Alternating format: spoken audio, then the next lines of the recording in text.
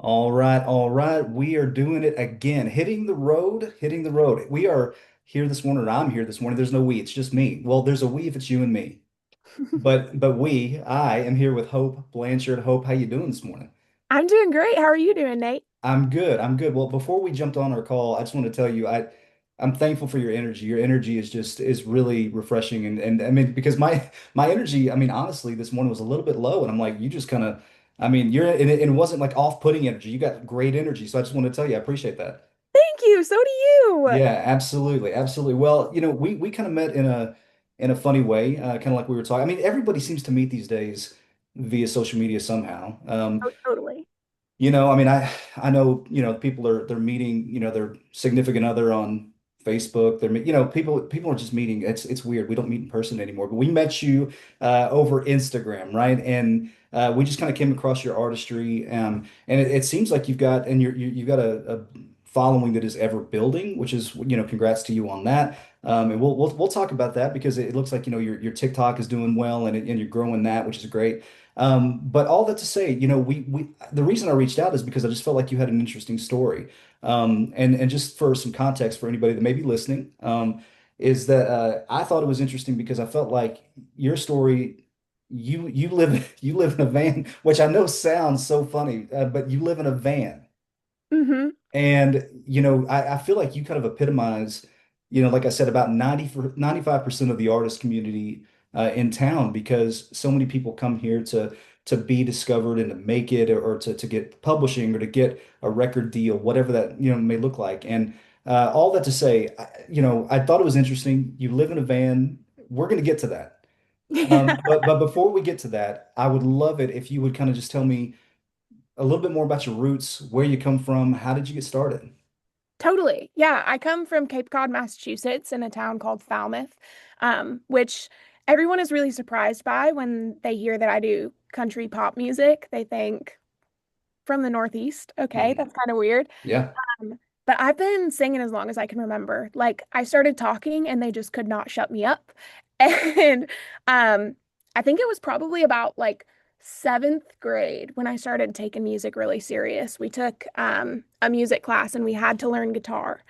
And I remember we were just doing like simple one note things, just, to have fun in class. And my teacher was like, "Hey, you seem to really love this," because of course I'm insufferable and I made it my entire personality that I was playing guitar. And so she printed out a Taylor Swift song. It was You Belong With Me. And she said, "I bet you can't learn this by the end of the year." Because it was chords and we hadn't learned any chords. And I went home and my mom used to play. So she had a guitar under the bed and I had her tune it up for me. And I went on Google and I looked at like chord charts and I taught myself and I went back in the next day and I played it for her. Probably sounded horrible, but I did it. Um, and then I just kind of fell in love with it from there. I started playing guitar in my bedroom all the time. And then I started writing my own songs. So that's like where the love really, really started. And all I really ever had, I didn't have a ton of friends growing up, so it was my guitar in my bedroom after school. And I would just write and write and write and oh my gosh, my parents save everything. And so they have like all my old songs and I'm like, never play those ever, ever for anybody. But yeah, I mean, pretty standard story up until the van. I just love Well, music.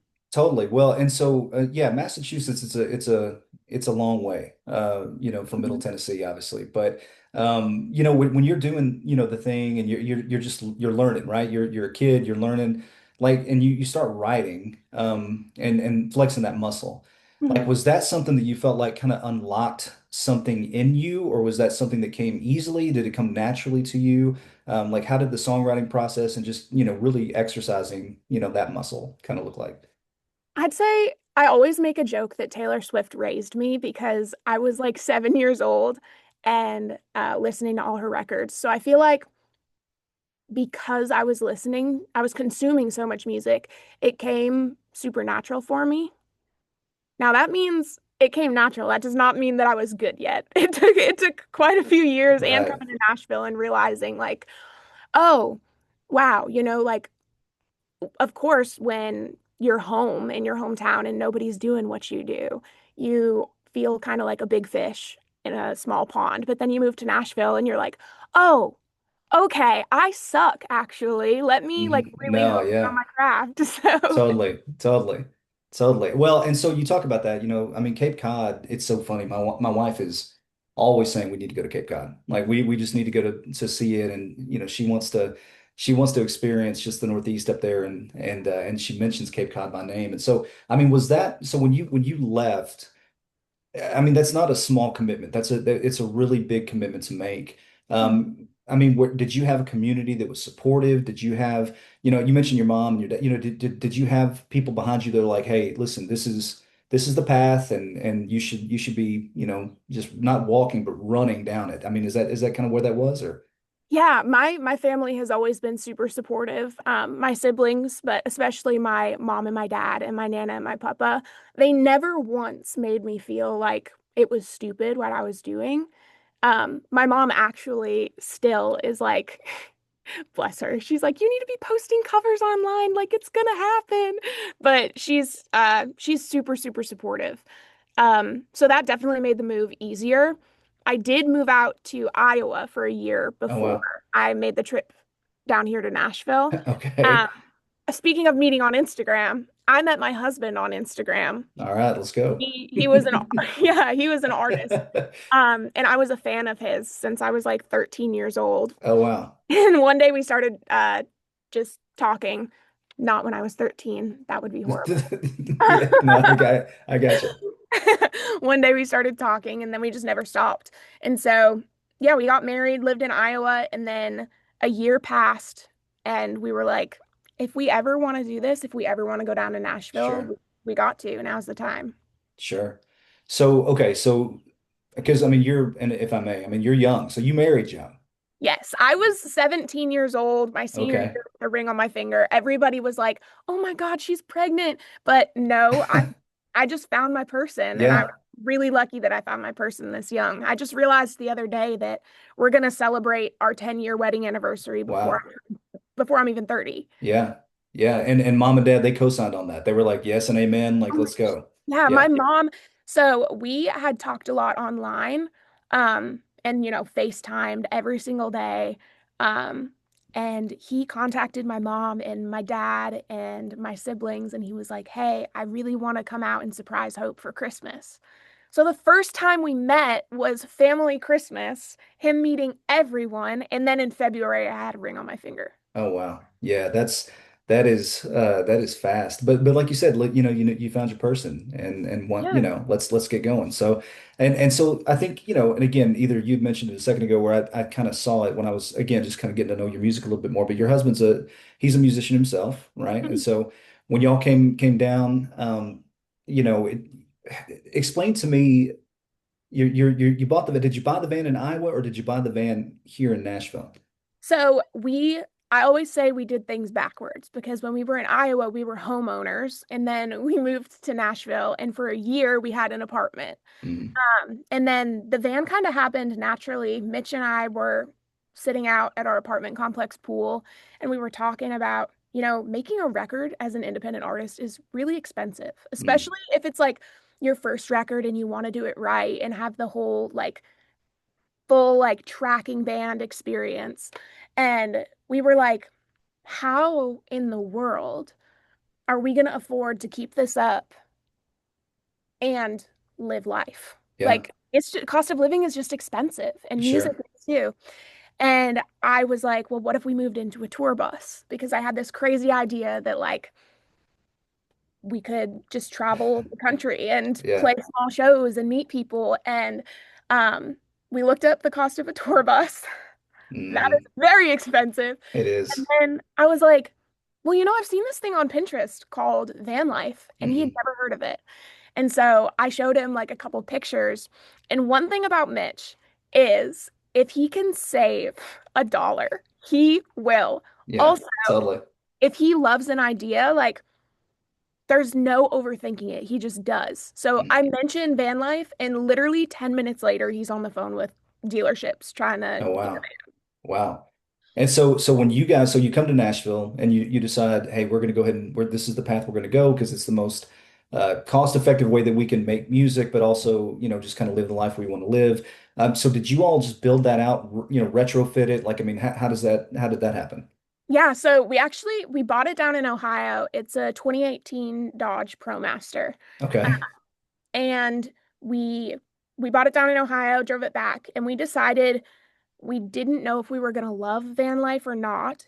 So we're like, let's do this very first build super cheap. So I Right. mean, we did it ourselves, and oh my gosh, Mitch always jokes. He's like, that really tested our marriage because like every single cut was like a custom cut trying to Yeah. build the upper cabinets and everything. Um, but yeah, we built it ourselves and we built it super cheap the first time around with just plywood and I painted it yellow so it would Okay. be cheery and happy. Um, Sure. but a couple years ago, we decided, hey, we love this. Let's treat ourselves to something a little nicer, and we tore it all Yep. out and redid it. Wow. Okay. And because I mean, it's super, and I'm sure you know this. I mean, it's super unconventional.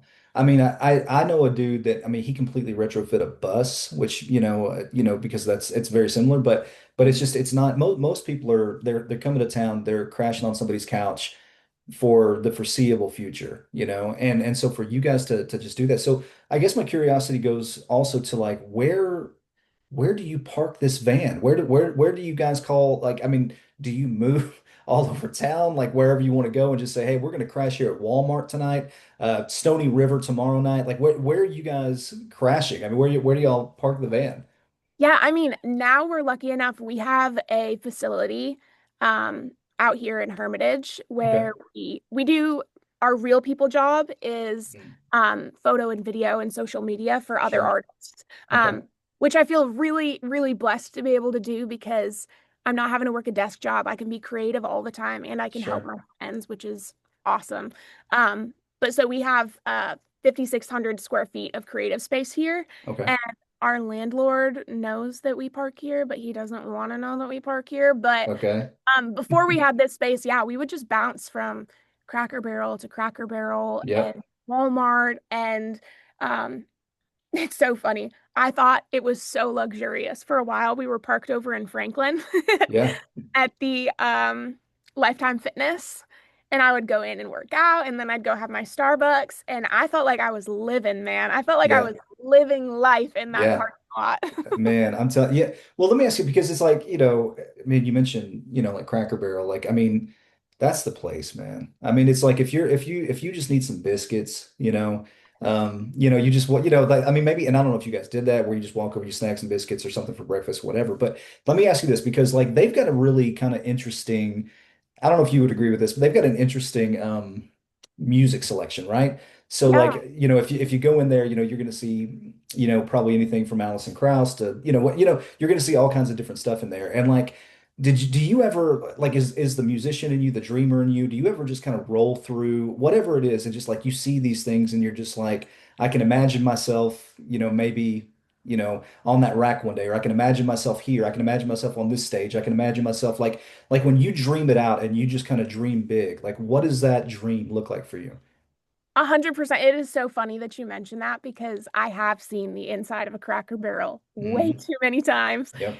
And every single time I walk by that rack, I'm like, I'm gonna be on there one day. And actually, I thought it would be funny for a TikTok one time.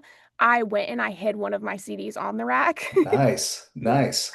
That's so funny that you say that. Yeah, no, I definitely want to start touring. I mean, I have Mhm. the band, so I would love to do that. I'd love to be selling out arenas, Sure. stadiums someday. Sure. I'm crazy enough to dream huge. Yeah. And if I end up, I mean, here's the worst thing that happens, right?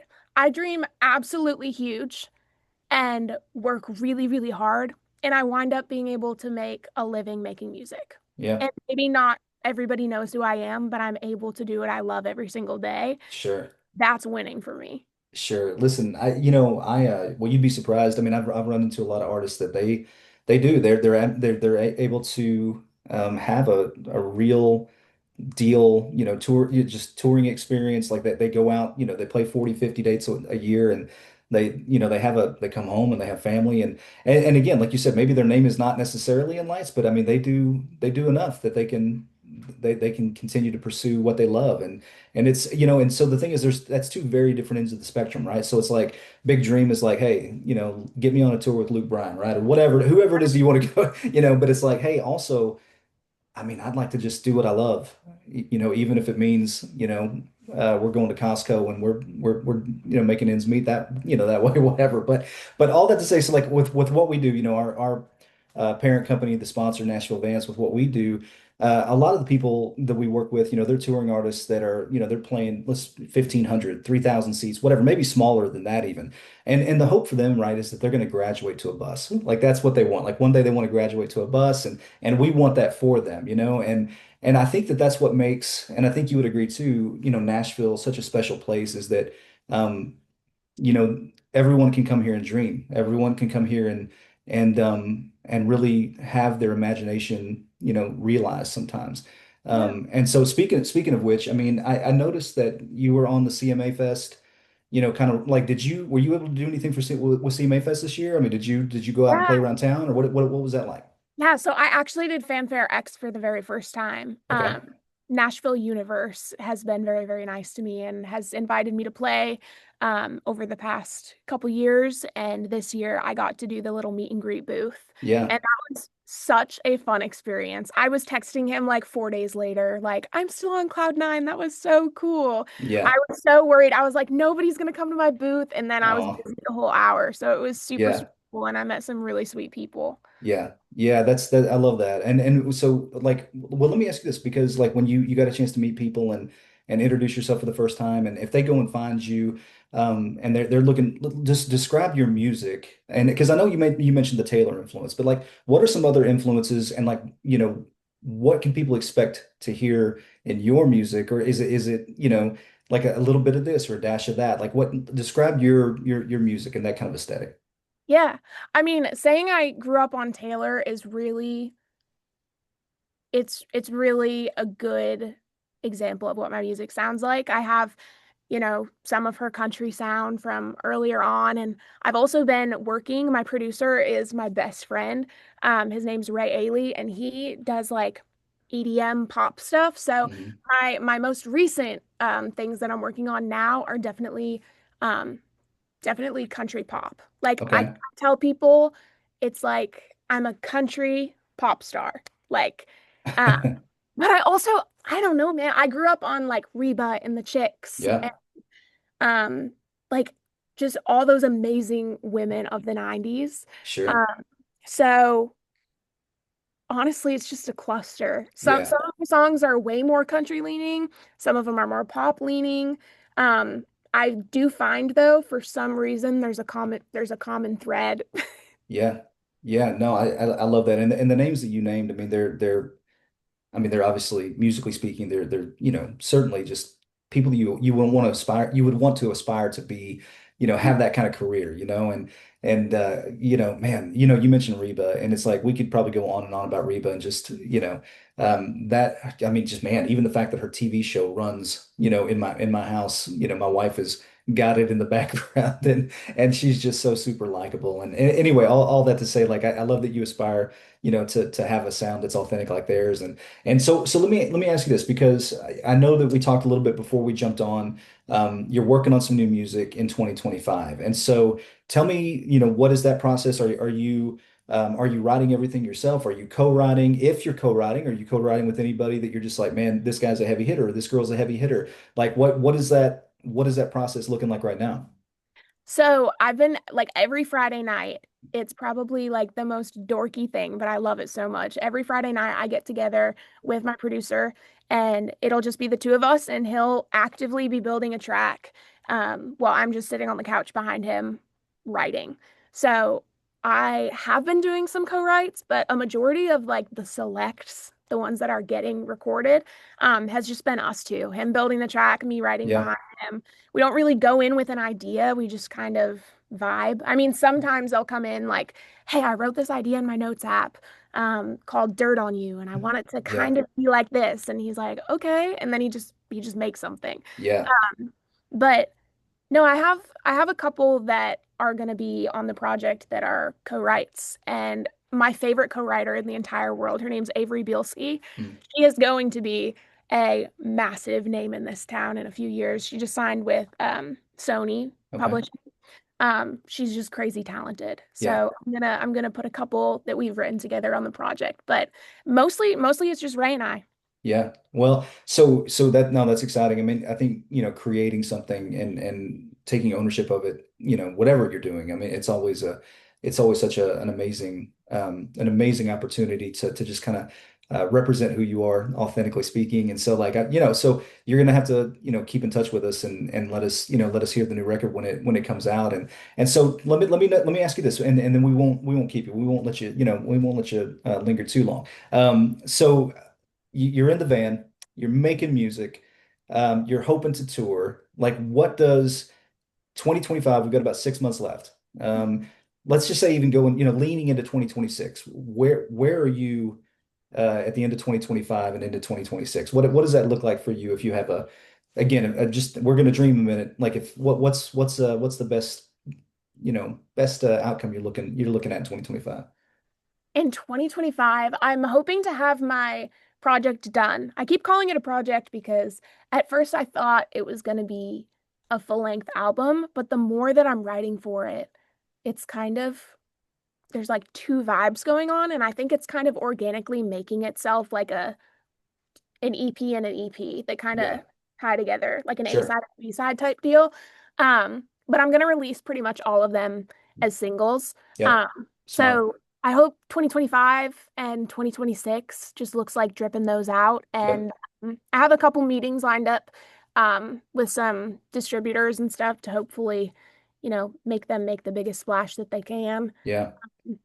I've also been making friends with some really cool people that are going on tour a lot. So even if I just play like one leg of a tour would be Sure. so cool. It would be Yeah. so cool. Yeah. I just really want to put this van to use, dude. Yeah, no, absolutely. Well, I mean, it's a really interesting story. It's a fun story, and let me tell you, like, I think that, well, okay, let me just tell you this. So, like, when I moved to Nashville late 2012, 2013, and I had a little nest egg. I mean, it wasn't crazy, but I came to town with a little bit of money.